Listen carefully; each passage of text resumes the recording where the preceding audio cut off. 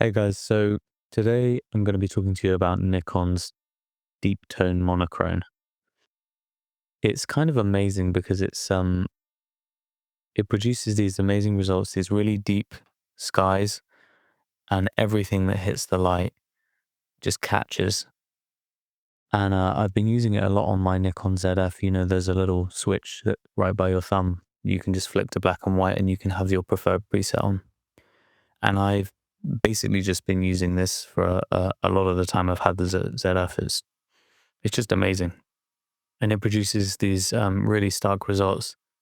It's Nikon says it's got this strong built-in red filter that's in the manual. And what that does is it really darkens the skies. It gives a lot of contrast to the clouds. And then anything the light hits just really pops out. So it's beautiful for these architectural things. But actually as a general purpose, skin tones render really nicely. You get these deep blacks. And so it's properly contrasty, but it's also, it kind of preserves the midtones as well. I have cameras that obviously aren't just Nikon ZF, and I want everything to be consistent. So one way that I want to try and build this into my workflow is to create a preset that's going to work for all my other cameras. If you've got a ZF or a Z8, what you can do is you can just go to Lightroom preferences, import, and then you can choose to have your raw default set to camera matching. So you can still edit the raw, but it's giving you that color profile applied the moment you import it. Otherwise, what you're going to have to do is go manual. And if you flick to Adobe Monochrome, you can see the issue. It doesn't have that built-in red filter. So the blues of the skies are nowhere near as dark. It doesn't have that same level of contrast. So a kind of quick and dirty way to do it is to drop the blues. Obviously, aqua is going to be there in the sky as well. So you kind of want to properly drop the blues, maybe a little bit of aqua. And that's already starting to look pretty close. The other thing you can do, I mean, these top end, you probably want to bring down the highlights a bit and try and preserve some of that detail in the stonework.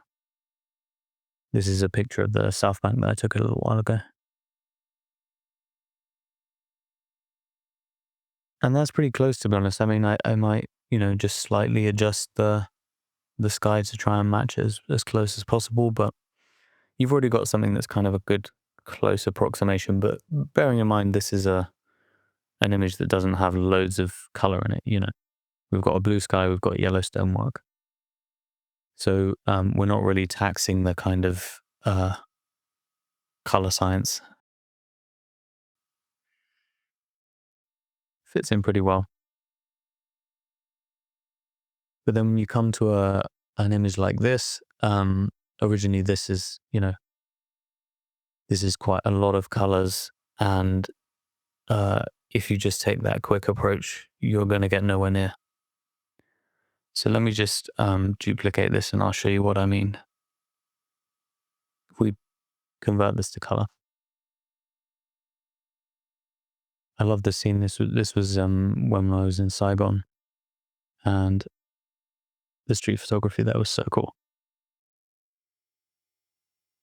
So you can see with the monochrome, again, you've got some of the colors are coming out different, and it's particularly the blues that you notice at first. So if you see in the top left, you've got those musical notes. We can drop the blues, we can kind of start to adjust, but even there, you can see the notes aren't kind of matching up. You can drop the highlights, but then the figure isn't quite right. So it's not lining up in the same way. And what we're going to need to do is go to the color calibration. This is something that's normally hidden in the new version of Lightroom, but all you have to do is you just click on these three dots and then show color calibration here. And that will bring up the color calibration panel, which is about how Lightroom is going to interpret the pixels that come out of your camera. So we want to drop the saturation of the red, as in we don't want it to be as dense. We want the green and the blue to be much denser. You basically don't want anything ever at 100 because that's almost never natural. But if we put it to sort of 80, so you're letting it through a lot of the red, and a lot of the green and blue is getting blocked. And already you can see that starting to interpret the colors in the pans pretty similarly. We're not 100% there, but you know, the bike's looking pretty similar. The colors on this figure. So we're just going to refine it now in the black and white mixer. This is something that's available in Adobe Monochrome. You don't get access to this in any others, so you kind of have to use Adobe Monochrome in order to do this. You can use this cool little point color tool, which I use quite a lot, and that's a good way to just start to make adjustments. You can see there's aqua and blue in that grassy landscape part. Ideally, you want to be finding a couple of places, spots on the picture where you've got a really clear primary color and it's not affecting too much of a secondary color. So this little dude with a long nose is perfect for that. He's very magenta.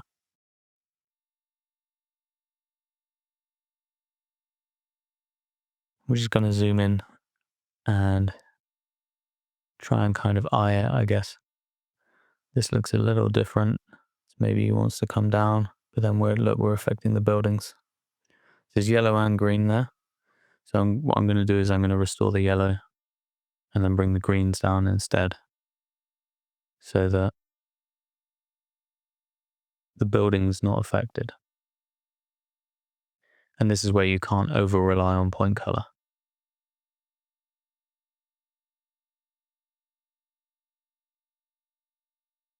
This hair, the notes, looking at now. A pretty close approximation. This needs to be darker. This is mainly blue.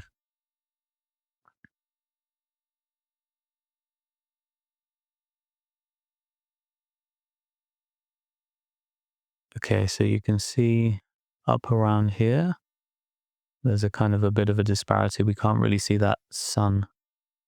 So we need to identify. Oh, I thought it would be orange, but it's not.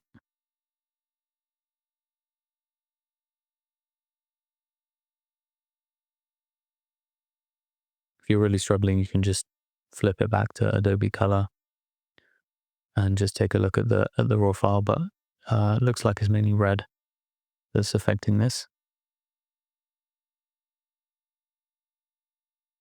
There's not too much contrast, to be honest. It's fairly subtle, so I don't want to overdo it.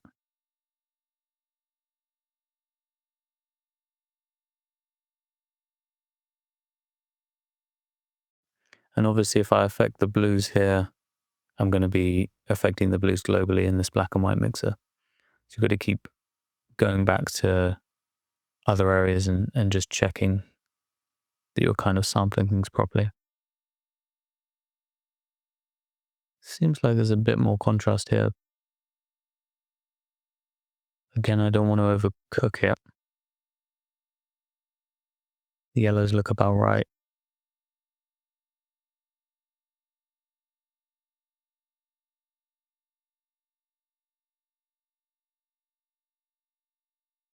Okay, so pots are looking good.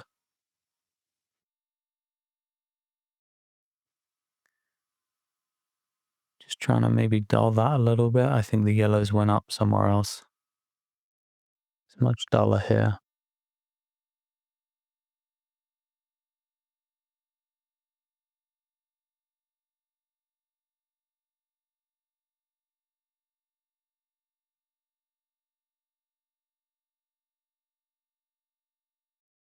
Just checking the blues. We got some reds there.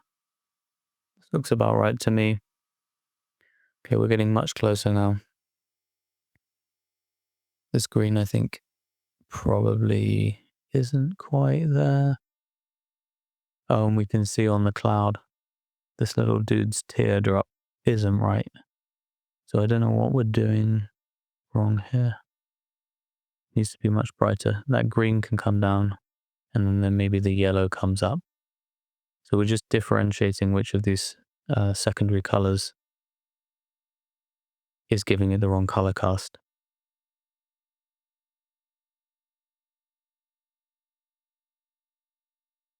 So if we split the yellows and the greens, we can make this tear a bit brighter, which is much closer to the reality.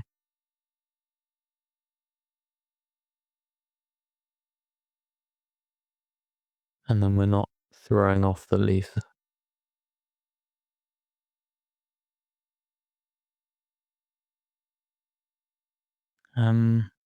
That's looking pretty good to me. It's never going to be exactly the same for every single picture. You've got to bear in mind that there are different levels of luminance and different colors. And so the way that, you know, each image is interpreted is going to be a tiny bit different. But in terms of getting you to an approximation of this really strong, contrasty red filter effect, I think we're pretty close now. And obviously, if you want to use this as a starting point, you can just go preset, add the preset, and just copy. Make sure you're copying both the color profile and all of your color settings. So all I've changed in here is the color settings. I've tried not to do anything with the light or with the tone curve. So you can add your edits on top of it. And this looks like it fits in the bunch now. So that's deep tone monochrome. That's how you get it for other cameras. I hope you enjoyed the video. This is actually my first video, so if you enjoyed it, please like and subscribe.